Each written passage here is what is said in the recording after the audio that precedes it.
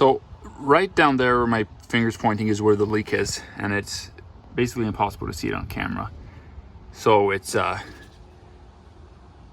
probably not 100% sure yet, but I think there's a line there that's been contacting the frame of the car or the body of the car. That may be where it's leaking, but it's just really hard to get in there.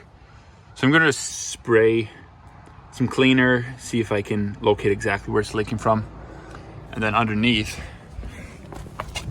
you can see it's dripping quite actively. This is within it being parked here for, I don't know, 5 minutes. And underneath here, you can see all this leaking here. All right, so there's very little access to there. And so I think I'm gonna pop the tire off. So I'm gonna just put it onto jack sense, take the tire off, and then I can work on taking the inner fender, which is a plastic inner fender. And I can just take that off and then hopefully have better access. So there's a few different things that are mounted to that. And I guess, I don't know if this is technically the inner fender or the wheel well cover, but what the correct term is for it, but there's actually a lot of things that are mounted to it.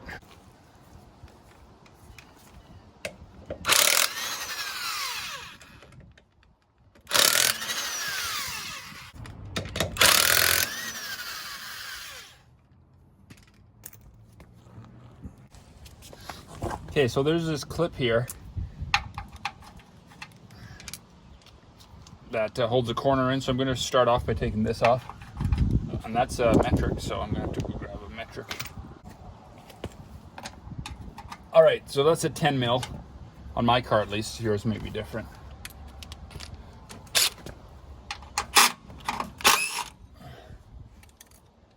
I used to be diametrically opposed to impacts. I thought it was kind of like the cheap way out, but I have to say, once you start using one, it's pretty easy. They become kind of addicted to them for automotive stuff. The other thing that's really handy too is these flexible extensions. If anybody didn't know they existed, they do. I think I'm just going to try to take stuff apart here. And that's clearly not 10 there. Okay, this guy's 11 mil. I don't know why they just can't make it all the same. It'd be pretty easy just to do 10 mil everywhere.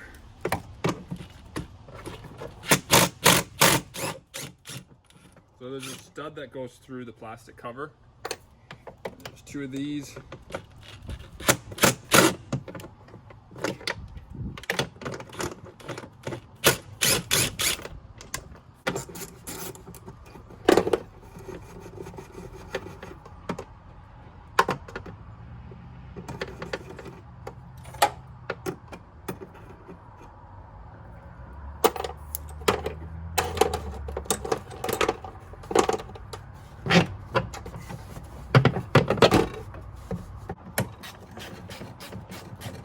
Like it just has one bolt, I think, one nut on the bottom there. Oh, maybe there's another one. Yeah, there's two actually.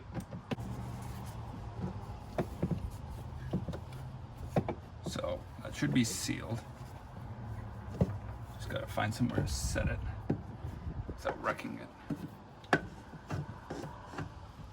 That one's loose there. Remember, it was never put in. And the fuse box here. There's a vacuum line here. Another bolt here for the fuse box. Or nut, rather.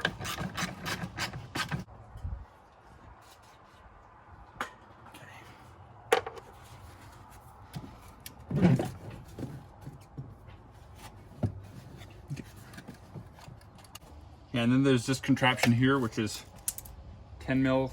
I think this might be the e-brake vacuum pull-off canister, but I'm not 100% sure on that.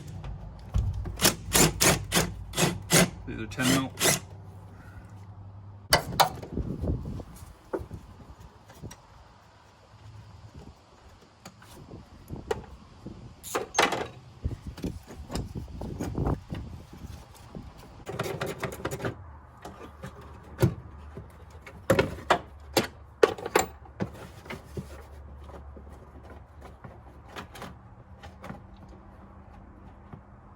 So yeah, that's all fine and dandy the way it is. It can kind of float there, but I think I just need to take that out to get to the bolt that's down in this corner here, which looks like it's going to be a 7 or 8 mil maybe. Let's try a 7 mil here. Yeah. Or 8 mil. Those are 8 mil.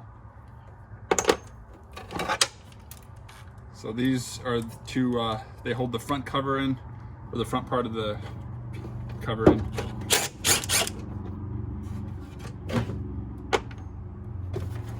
One back in this corner.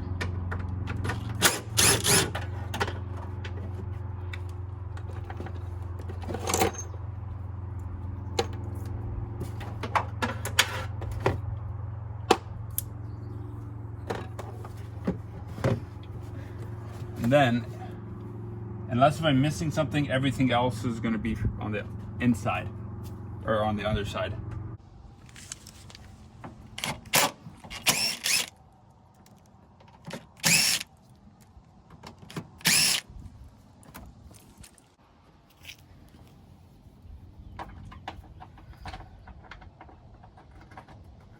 Okay, so these guys are 8 mil.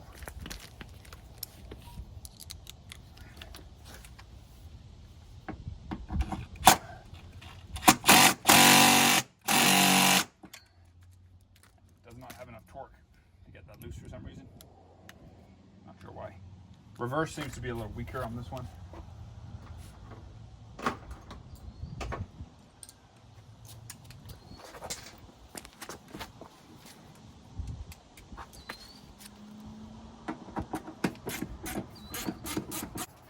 Okay, so down in here, there's 1, 2 that I took out already, and then there's actually a third one down over this ledge.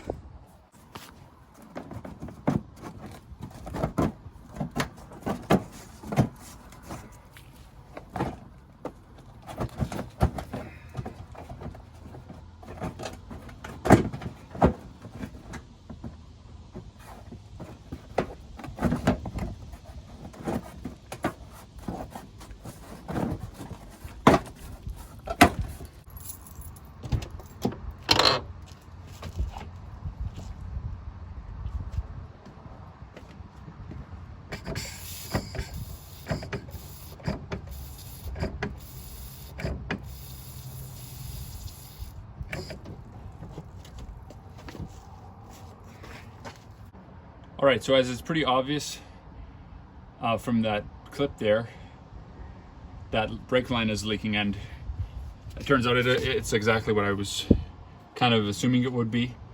But those guys who installed this at the factory were not paying attention or whatever, or just not good engineering. But also, the fuel lines are really tight. They're not like, you know, tight contact, but they're rubbing on, very close to rubbing on the frame rail. But, you know, I'm not gonna tear the whole car down just because of that. It's just, I'm just gonna leave it, and if it leaks at some point, it leaks. But anyways, that's it's just moderate contact, and it's kind of like a rounded edge too. It's not like it's touching a sharp edge per se, but you don't know, you probably can't pick it up on camera, but I can see it's like indented, like it's almost squashed it over time and just worn through. So that one goes, it's pretty easy to get to up here. Goes to the bottom end of the brake cylinder there. And so when I pop that off, I'm going to try to plug it and hopefully keep the fluid from draining out. And then this one I got to trace down and find out where it goes underneath, but it's going to be annoying to say the least, because it's in kind of an awkward area. All right, so my current thought is to try to put a splice somewhere along the line. So I'm going to try in a minute to take this off, and I should be able to put a plug in there to keep the fluid from draining out. And unfortunately, it's just, you know, in a really awkward spot to get to. And there's a clip. I don't know how they must have like lower the body over top of it afterwards or something. I have no idea how they got that clip in there, but there's a clip underneath in here. I have no idea. They must have, the lines must have been run, and then they must have dropped the body onto it. That's the only thing I can think of, because there's no way you could possibly get that in there. Which leads me to the other point. I don't think there's any way to redo that line without jacking up the body, or, you know, feeding it through straight and then, you know, trying your luck to bend it in place afterwards. So anywho, so I'm going to try to undo it up here, and then if you go under here, so underneath the car here and here, I've undone the clips, and then I think right around in here is where I'm going to try the splice, because that's the closest spot that really makes sense. So I'll probably do it right between the two clips. So I'm going to give that a try.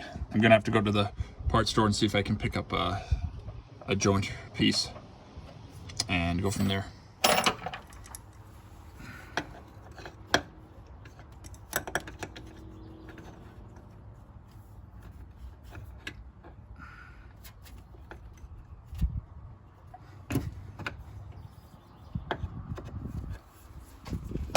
Okay, so I got a plug ready.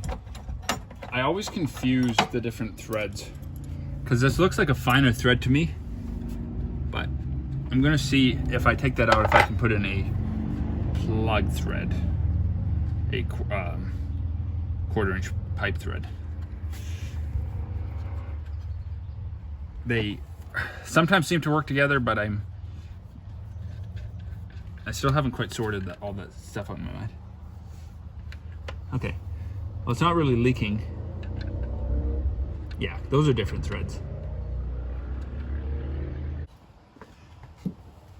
I just have this random wedge.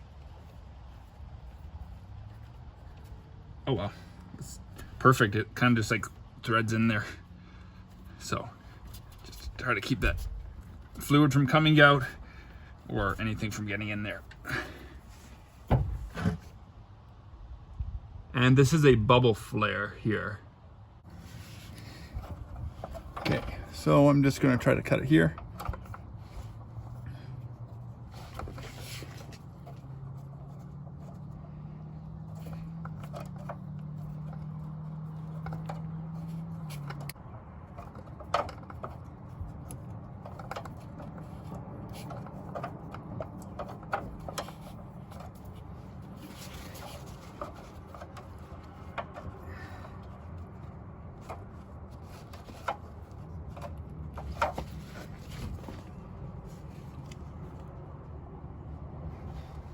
I guess I should have got a can. I'm not sure wasn't sure what to expect as far as how much fluid would be in here, but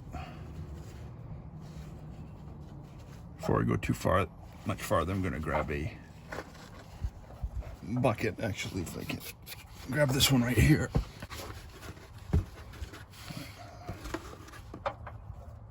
Almost through.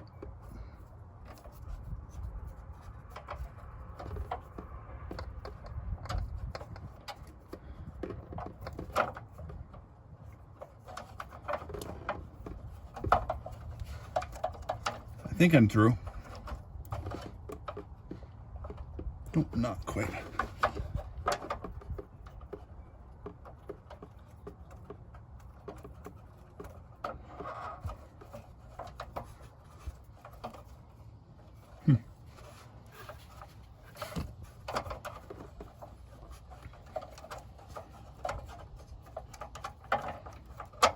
There we go.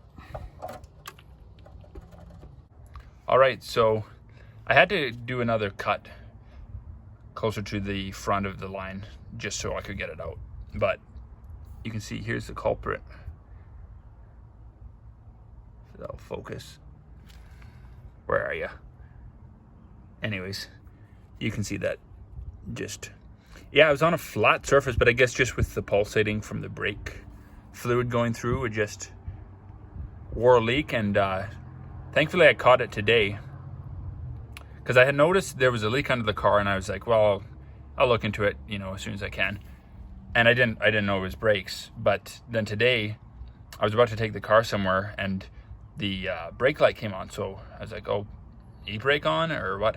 And then it dawned on me, okay, it's probably fluid leaking. So the low level light came on. And then I was like, okay, well, whatever, I'll fill it up when I get home. And then as I was going to the stop sign just outside of my house, I was, went to the stop and was holding my foot on the brake, and then the pedal just basically went to the floor, and I was like, okay, something's wrong. So I backed up and went back into the driveway, and here we are. So thankfully I caught it, noticed it. There we go, now it's focusing. So you can see it just completely flattened it over time and then just sprung a leak. So at least I have one fitting I can reuse, but I don't have a bubble flare, so I'm gonna have to grab that. Gonna have to grab some line and go from there. All right, so I had picked up a piece of nickel line here, or copper nickel, but I didn't, it was a pre-made length, and then I forgot, I had it just taken in the one piece, and I forgot about the second piece that I had to cut to take it off. So anyways, I had to go back and get a roll, but there was just a few things that I wanted to mention.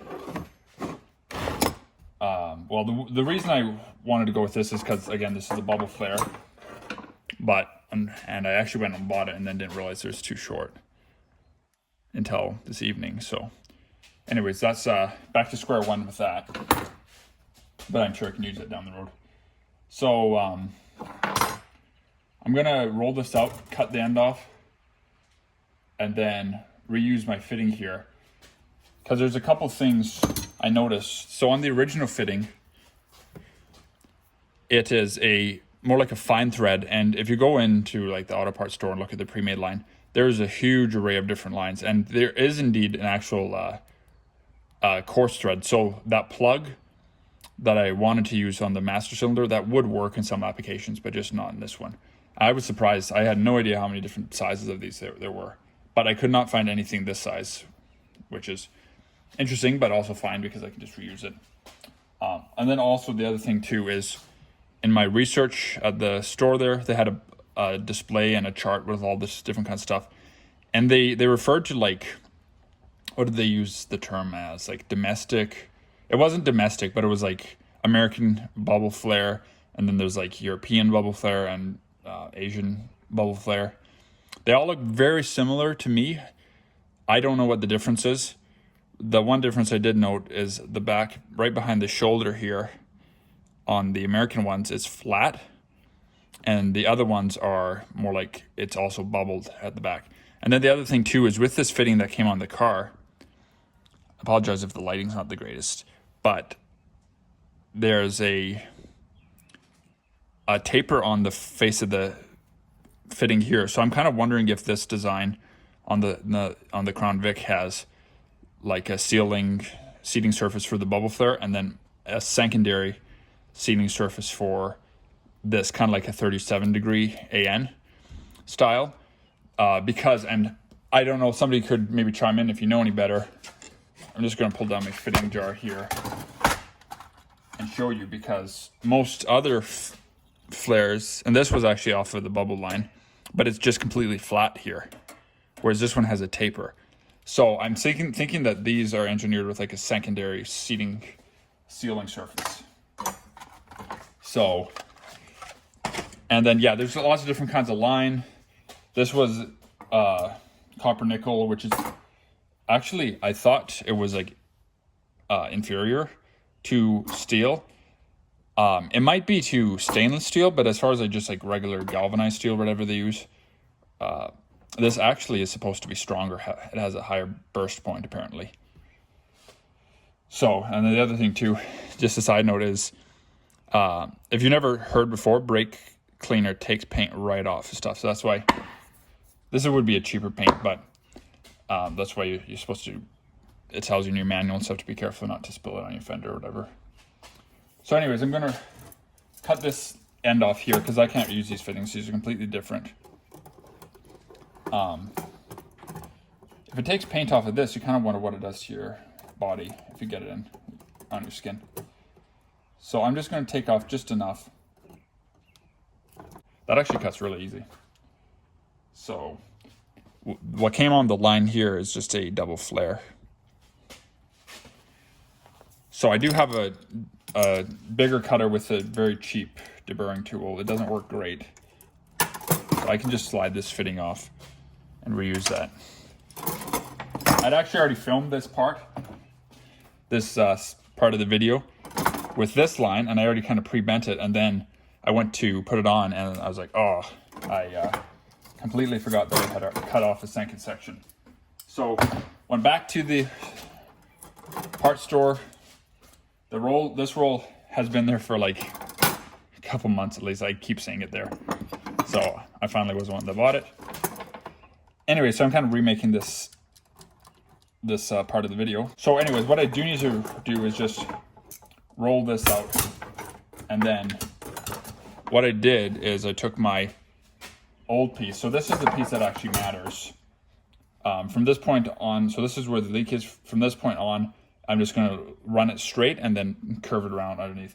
But this part that goes up towards the master cylinder, I tried to kind of mimic the line as close as possible. And I do have a bending tool, but for some of the radiuses, you can tell originally they actually used something like more like a 90 degree. So they definitely didn't use your standard tool, because it's a lot sharper of a bend than you can get out of one of these. So anyways, I'm gonna take my second length that I had and just make sure I have enough. This actually will be probably just barely enough, just close enough. So I'm gonna go ahead and roll that out. I'm gonna grab this. I had taped this in place just to hold it, because you got to make sure you get that flare on there first, or your nut on there first. And then of course, get your fitting on obviously the right way, in place. And then so that doesn't go walking on me, I'm gonna tape it in place. So I may as well do the bubble flare now. I've never done it before. I think you can actually, you're technically supposed to use an actual bubble flaring tool, but I was looking it up online and you can actually use these. Just a standard, this is a double flare set. But how you're supposed to do it, I think, is put it backwards. So I'm gonna have to mess around with this a little bit. But essentially, you do it the same way you would do a regular flare. So you leave it up that same distance here. Now you could always overdo it and then drill it out, but I'm just gonna try it. So they tell you to put it up to, so you'd put this upside down and you put it up to the first ledge there. That's how far out you put the pipe. So I'm gonna try that. It's also important that when you get it mounted, that it's completely flat. So you might need to file it a little bit to get it if your cut wasn't perfectly square. This is just a cheap OEM brand tool from Canadian Tire. Okay, so once I got that, I can slip on, open up the flaring tool. Get all the shavings off of there. Slip this guy on here. And then I think you're supposed to use like a heavier oil. I'm just going to use some WD-40. But that's what I have here. Where did that go? So basically how this works is there's a little beveled area towards this pin, and that's what makes it force it in on itself. So you want the tube to be nice and square. I don't know if you can see in here, but if this little adapter is cockeyed, it'll have a hard time. But you might not be able to pick it up, but it's nice and flat. So if it's like tilted off to one side, it means that your tube is not cut quite square. So you can just correct that with a file or whatever. So here goes. I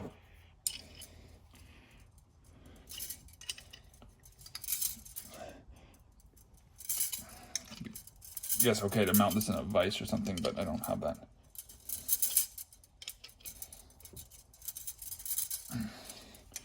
Well, I do have a vise, but I don't have it. So I'm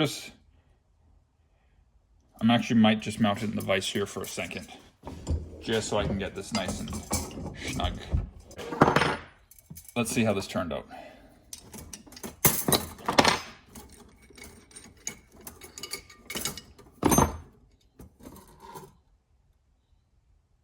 Okay.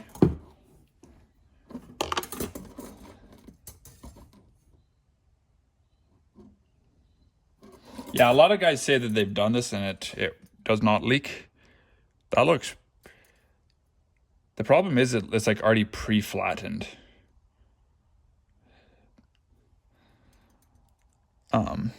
But the opening is like exactly the same. One way I can check that is like this. Just a teeny bit of slop. Yeah, it's like exactly the same opening, which makes sense because it's, but depending on how far you had it passed will dictate how tight the hole, like how small or big of a hole it makes. Yeah, I don't know. I don't want to necessarily buy a bubble flare tool if I don't have to. So my understanding was that the way bubble flares were supposed to work is they're more like a one-time kind of use, where this is supposed to actually compress. But I don't know if that's necessarily the case, because it doesn't seem like this one compressed.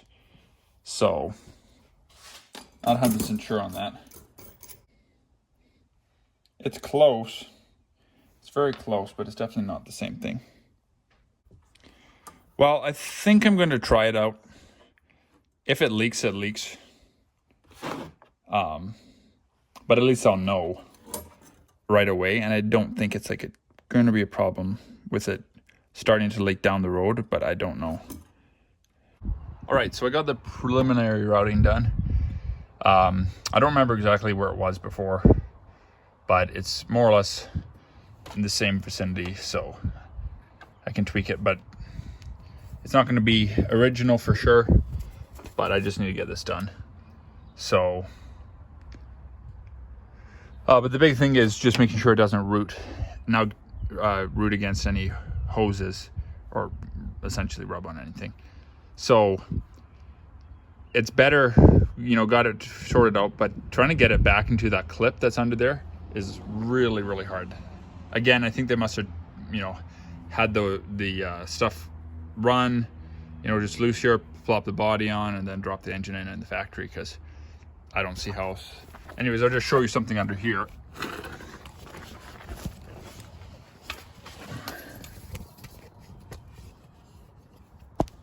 So if you can see up in there, I'll focus.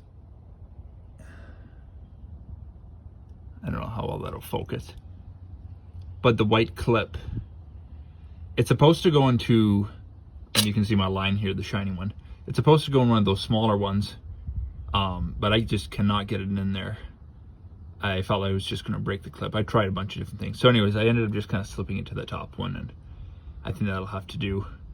And then I just double checked my fuel lines here, make sure they're not rubbing. Again, they're close. There's one spot that I think it is rubbing, but I'm trying to tweak it, and I don't know if I will be able to or not. But anyways, that whole clip was covered by this insulation stuff here, so I actually had to rip some of it out to even see there. And I'm not gonna bother following, let me just zoom this out here. I'm not gonna bother following the exact contour. I'm just gonna come underneath the transmission cross member here and then just tie in, because I don't want to mess with trying to get in here, and it's just not worth it to me. So I'm gonna get it, in the general vicinity and try to still incorporate this clip here and then just connect it here. Basically what I'm gonna do is get it close enough, and then I want to give some access just in case I do something wrong. But it's not going to be in, exactly where it would have been, but I don't really care. If I cared that much about it, I would just rerun the whole line. So this is the fitting I picked up that I'm going to splice it with. It's just, you know, make sure you get the right size for your line. This is 3/16, and then it just has a double flare fitting, and then your nut here. So basically, I just need to get them pretty close. So I trimmed it a little bit long, so I'm just going to take some off, and then I have a little cap here. That did get some fluid in the line.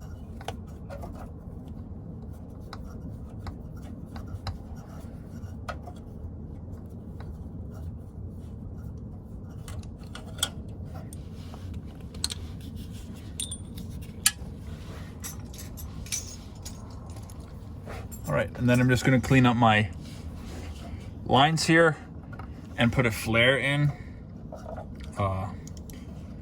It's obviously a little difficult doing it in the car like this. Now this time I want to put it so, you know, the beveled end is out. Oh, and like I said, make sure you get these on first,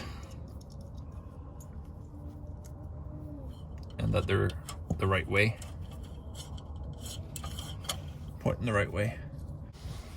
It's kind of hard doing on backwards and upside down. So again, I want to take the little die piece and use that to tell me how tall to leave it up above the deck. But essentially it's about 1/8 of an inch.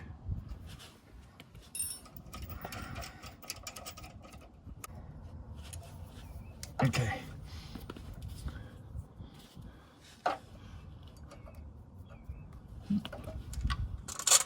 Come back.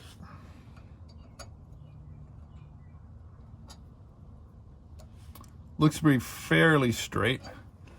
So I'm gonna get my thingamajigger on. Gonna give this a little shot of oil. Foist.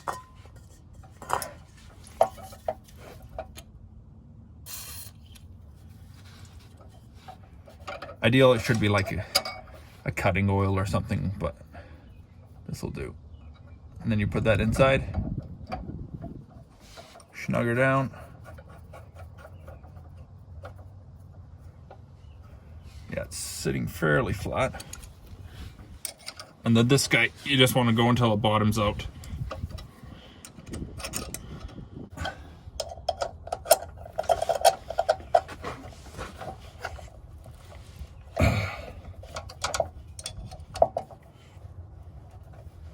Okay, let's try that.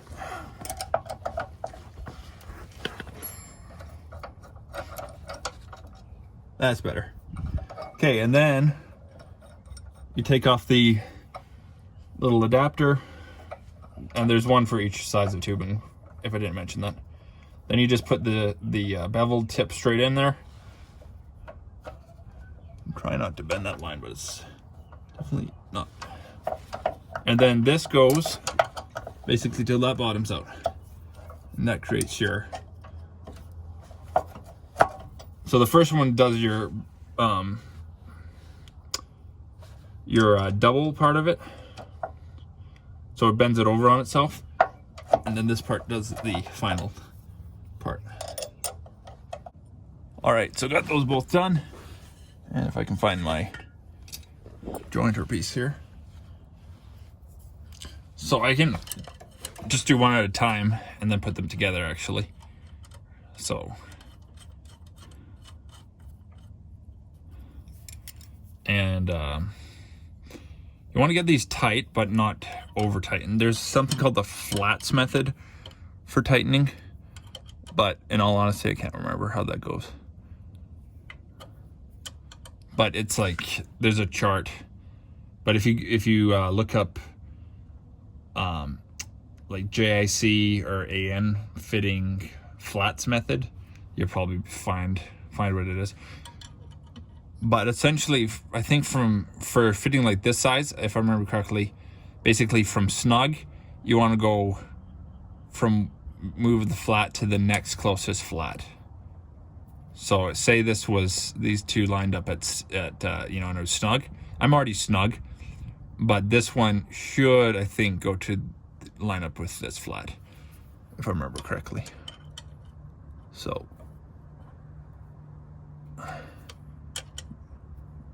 but it won't go quite that far.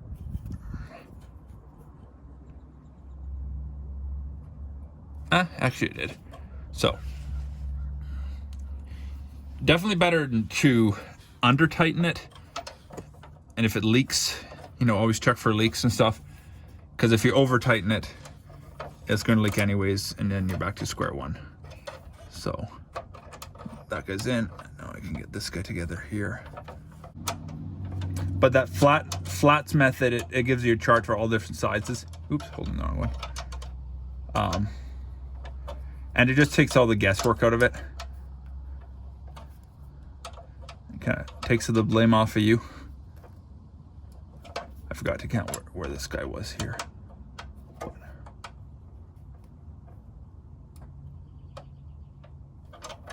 All right. So let me just zoom this in here. I'm obviously going to test for leaks and stuff like that, but that's a joint there. So now I can go ahead and get this clip back together, get this clip. I'll zoom that back out, I guess. And then I got to go back because I did a bunch of jostling with the line. But essentially, this guy, I don't know why that guy couldn't just ride there. But these two double up. And how did that go? That guy rides there. Oh, I know what it was. Is I can reference the ones farther on the car, but these two actually stack on top of each other. It's a really weird design. So anyways, I'm gonna finish getting this all clipped up, make sure it's back in there, and then I'll just spin you around here. So I'm under here. So I'll have my last contact point here, and then this, like, you don't want to have a huge stretch that's loose, you know, that can provide a lot of flexing, but it's not like I'm actually like, it's under 2 feet or so. And it is what it is. I don't want to mess with trying to get it all the way back in here, because there is another clip here, but this project has turned into a huge fiasco, and I just need to get it fixed. So, yeah, I'm gonna do that, and then obviously I gotta bleed my brakes now. Now this line only goes to the rear, so theoretically I should just need to bleed my rear. And actually, I think only one side of my rear. I'll have to double check. No, I guess it would split off, so I'll have to bleed, I think, both my rear tires. All right, so I did a quick test just with the engine off on the fitting here, and then down there. The one down there was leaking a little bit, and I tightened one of the fittings a little more, and the leak seems to have gone away. So once I bleed the brakes, I'm gonna do a test with it running, and of course, you know, just make sure it's real good to go. Got the fender put back in just same way it came back out. Then I'm just gonna go ahead and mount all these doohickeys here. Get the airbox mounted, get all these back together, and then I'm gonna fire up the car. Like I mentioned, I'll get somebody to come help me bleed the brakes. I'm not gonna go over that in this video, just because it's already getting probably pretty long, and can't cover everything in the video. So,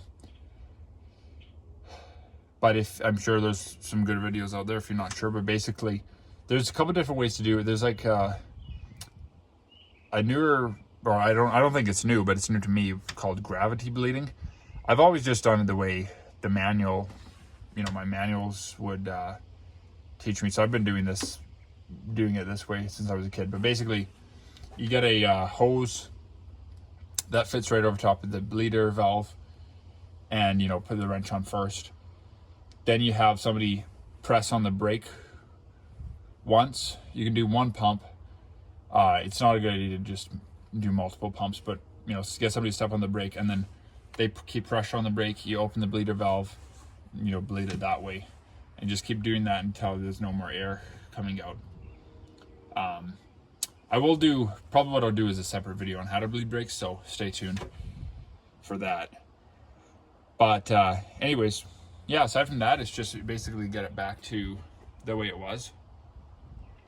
Don't think I'm forgetting anything. Just make sure the new brake lines are not touching anywhere, not going to rub.